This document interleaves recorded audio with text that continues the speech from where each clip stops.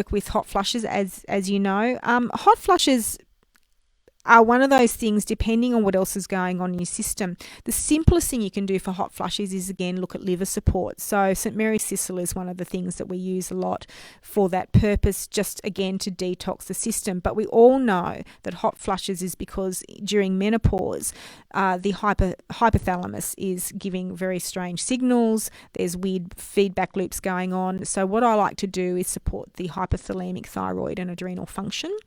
Women going through perimenopause often have really, really low energy. So we need to work at the level of the adrenal system, kidney health, the thyroid function. So I think that a lot of people, if they're experiencing fatigue, get very low energy from poor thyroid function.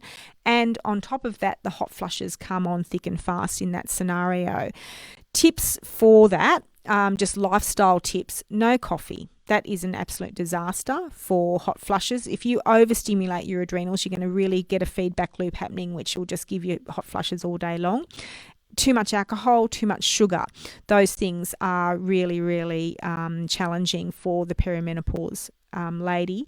And from the perspective of things you can do just at home, not necessarily from my prescription cabinet, but from what you need to do, again, fennel tea is one of those really good things. And if you really do need that extra support, give me a call.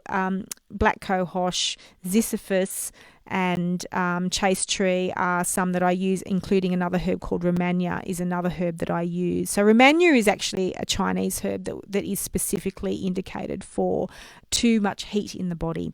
It's a Chinese herb. I'm not a Chinese herbalist, but I have used that herb. But I think probably my favourite is to work on that adrenal axis and, of course, address it through diet.